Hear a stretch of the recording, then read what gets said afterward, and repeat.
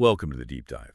We're here to cut through all that noise and bring you the insights that really matter. And today, we've got a deep dive that honestly should be flagged as urgent for every employer, every HR leader out there. We're looking at what you absolutely need to know about employment law as we head into, well, Q1 2026. It's coming up fast. Our source material for this one is pretty unique, actually. We were fortunate enough to be in the room for this really intense, high-stakes discussion. It was led by Louis Lessig. You might know him as the employment law translator, a top employment litigator. And this wasn't just theory. He was literally days away from trying a federal lawsuit for an employer client. So these insights, they're straight from the trenches. That context really is key. I mean, Louis kicked it off by saying the current environment for employers, it feels like playing whack-a-mole. And that really landed. Yeah. Exactly. You've got federal agencies doing one thing, state legislatures running off in completely different directions, and then technology like AI just throwing curveballs constantly. So our mission today really is to cut through that. We want to distill the absolute key priorities, pinpoint the biggest financial risks you're facing, and map out the actions you need to be taking, like right now. Consider us your shortcut to getting prepared. Okay, so let's start right there with that whack-a-mole idea. Can you lay out the top priorities Louis flagged? Because he made it really clear, federal and state, they're just not the same. Oh, not at all. They're drastically different, which, means you can't just watch DC anymore. So on the federal side, the big ones he listed were retaliation first, then discrimination, paid leave, immigration, AI, inclusion and diversity, notably without the E for equity there, then tariffs and marijuana issues. Okay, federalists noted. Now, how does that stack up against what the states are worried about? It's a different world. At the state level, the urgent list looks like this. Retaliation again, number one, then pay transparency, AI again, non-competes, I&D, minimum wage, paid leave, wage theft, and worker misclassification. Big focus on pay and classification there. That's fascinating, isn't it? The split. Federal seems more global, almost immigration, tariffs. But the states, they're laser focused on the employee's wallet and like the day-to-day working reality.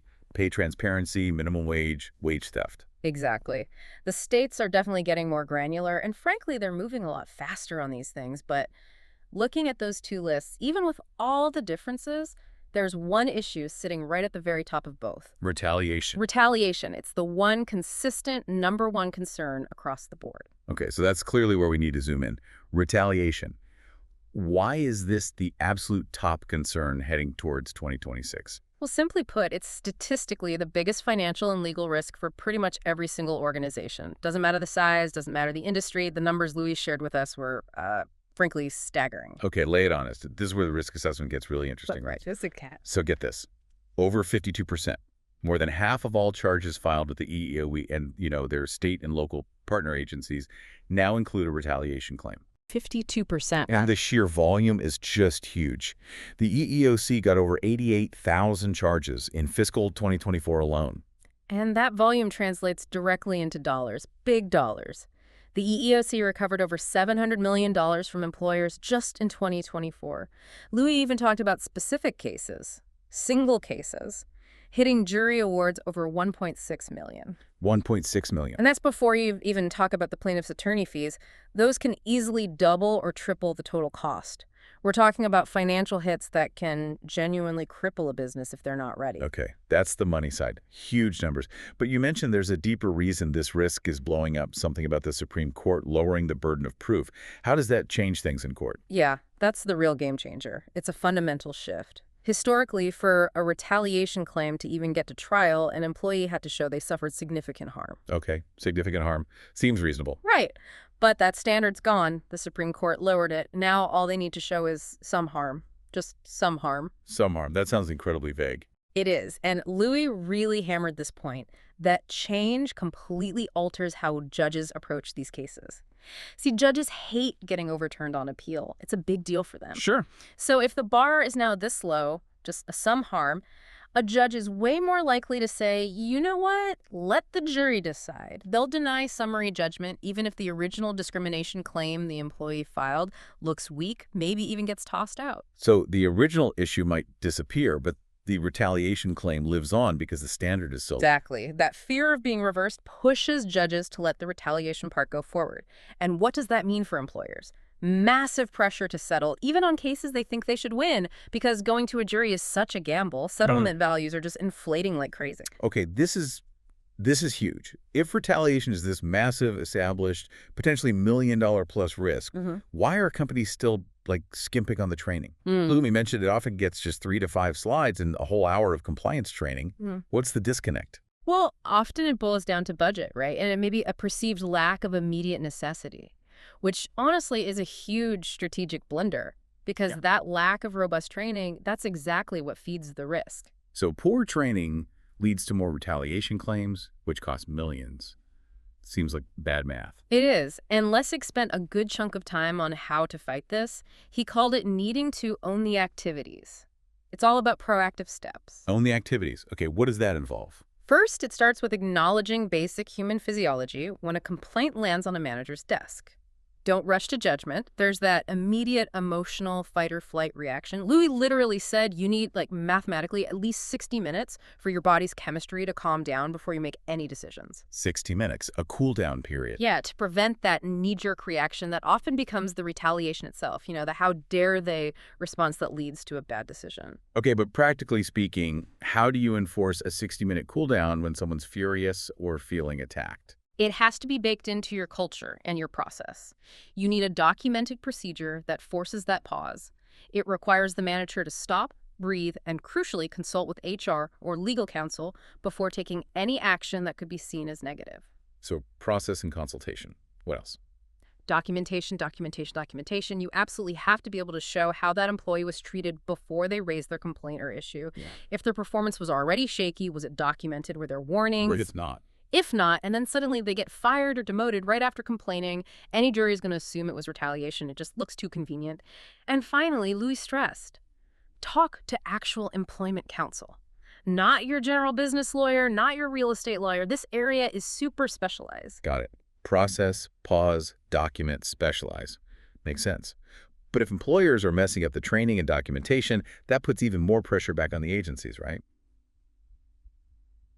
Which leads us to what you call the EEOC juggling act, the internal chaos there. Exactly. It's a perfect storm, really, because while the caseload is exploding, the EEOC itself is facing a major staffing crisis. They're actively cutting their full-time employee count, their FTEs, going from about 2,250 down to 1,750. Wow, that's 500 people, 500 investigators and staff gone. 500 positions. And the impact on employers is pretty direct and pretty severe. Fewer investigators means the federal ones are totally swamped. Which means? Which means longer waits for investigations, potentially lower quality work when they finally get to it, and this is critical. The EEOC is having to lean much more heavily on state agencies.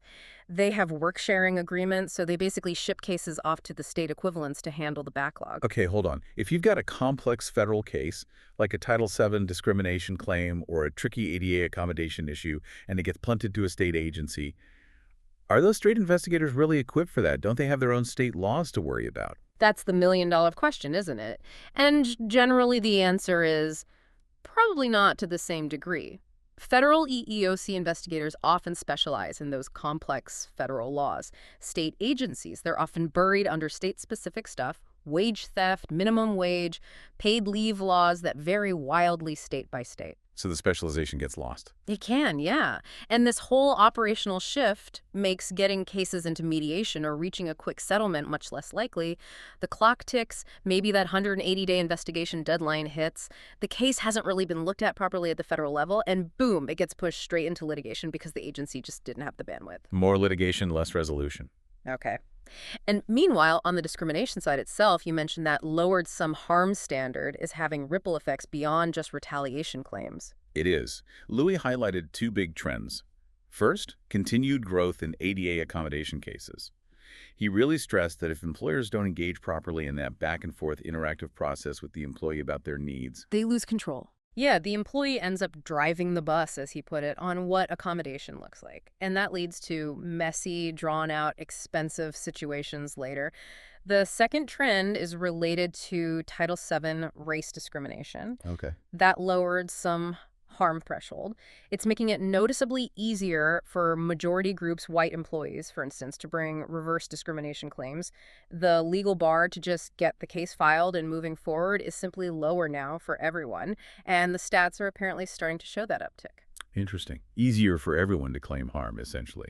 Okay, let's shift gears dramatically now to the real Wild West, as you called it, artificial intelligence, the AI. Yeah. The source material pointed out this really key dynamic. The Feds seem focused on, like, owning the concept of AI geopolitically. Right, the big picture, the global race. While leaving the actual rules for how employers use it, the nuts and bolts stuff, mostly to the states. Which creates this huge potential risk because most companies aren't thinking about AI correctly internally. Louis was adamant, HR needs to own the AI policy, not IT. HR, not IT. Because deploying AI tools in the workplace for hiring, for performance management, whatever, connects directly to organizational risk. That's an HR function. Yet, what do we see? IBM just laid off hundreds of its own HR people, citing AI adoption as part of the reason. Oh, wow. Talk about sending a mixed message. Exactly. It immediately breeds fear and distrust among the workforce that HR is now supposed to manage regarding AI. It's complicated. And what about the employees themselves? You mentioned a fascinating disconnect in how they view AI. They're wary, but they also kind of know what they want. Yeah, the numbers were really telling. On one hand, deep skepticism. 45% of employees flat out do not trust AI. Yeah. Almost a quarter, 23%, fear it's going to take their job.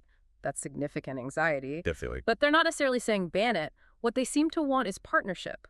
Over 45% said they desire an equal partnership between the human worker and the AI. They want guardrails, they want human oversight, especially at key decision points.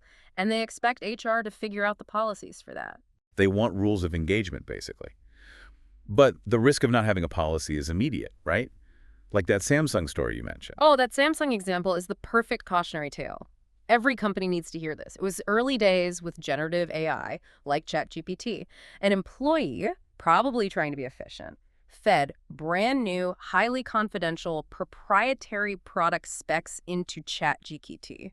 Oh, no. Oh, yes. Hit send. And because that data was instantly absorbed into the massive language model that trains the AI, poof, it was out there. Samsung apparently had to send everyone home because they couldn't guarantee the data wasn't compromised, and crucially, they couldn't get it back. You can't unring that bell. Nope. Once your secret sauce is in a public generative AI model without specific controls and agreements, it's basically gone. You need an ironclad policy and internal safeguards before anyone touches those tools with company info. And it's not just data leaks. Louis mentioned actual courtroom problems emerging too. Something about AI just making things up. Yeah, it's almost comical if it weren't so serious. He said judges are already scolding lawyers who filed briefs citing case law that, well, doesn't exist. What? How? The AI, trying to be helpful, just fabricated plausible-sounding citations because the lawyer asked it to find support for an argument. It highlights that these tools, without intense human review and verification, are just not reliable for high-stakes legal or HR work. Relying on them blindly is basically malpractice, or at the very least, massive organizational risk. Okay, so AI is like a legally risky intern trying too hard to please. Got it. So since the federal government is moving slowly, what are the states doing? What guardrails are popping up that employers absolutely need to track right now? The main trend is definitely around transparency and trying to mitigate bias. New York City is kind of the front runner here. They already have rules requiring audits for bias if you use AI in hiring or promotion tools. Bias audits, what does that involve? Basically, checking if the algorithm is unfairly screening out people based on protected characteristics, race, gender, age, disability. Does the tool disproportionately reject female applicants, for example? And NYC also requires clear notice to candidates that AI is being used. Okay. Notice and bias checks. What else? Well, even if your state doesn't mandate it yet, the best practice is clearly moving towards adopting these things nationally. Be transparent with applicants about how you're using AI. Do your own rigorous internal bias testing before deploying any hiring or assessment tool.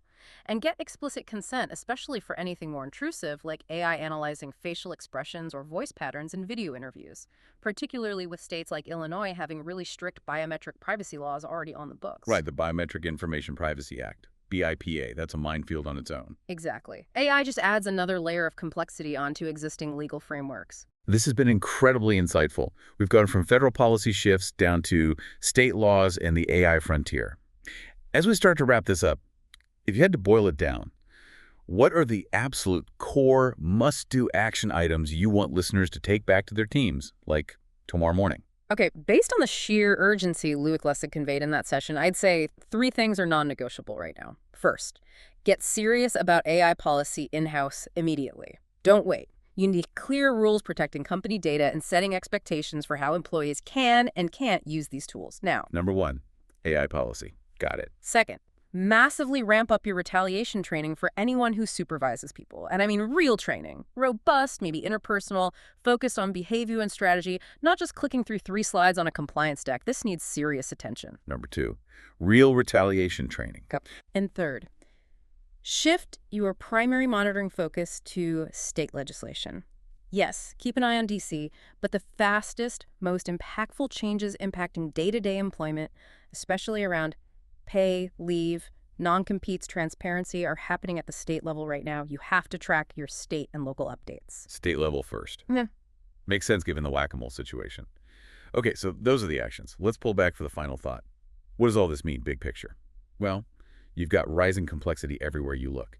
You have the legal bar for employees to bring claims getting lower, particularly for retaliation, and you have the federal agency that used to help resolve a lot of these complex cases, the EEOC, facing staffing cuts and becoming less effective. It's a convergence of factors, all pointing in one direction. Exactly. It really suggests that legal budgets, compliance costs, they're probably only going one way for employers. Yeah. And that's up. So the provocative thought we want to leave you with is this. Is your organization truly prepared to view consistent, high-level training, especially on managing that huge financial risk of retaliation, as an essential investment, as a cost-saving measure in the long run? Or will you continue treating it like just another line item expense, something to cut when budgets get tight? Because doing that pretty much guarantees much, much higher costs when you inevitably end up facing that exposure in a deposition or a courtroom. Training as investment versus expense. That's the calculation. Something to definitely mull over. Thanks for joining us on The Deep Dive. We'll catch you next time.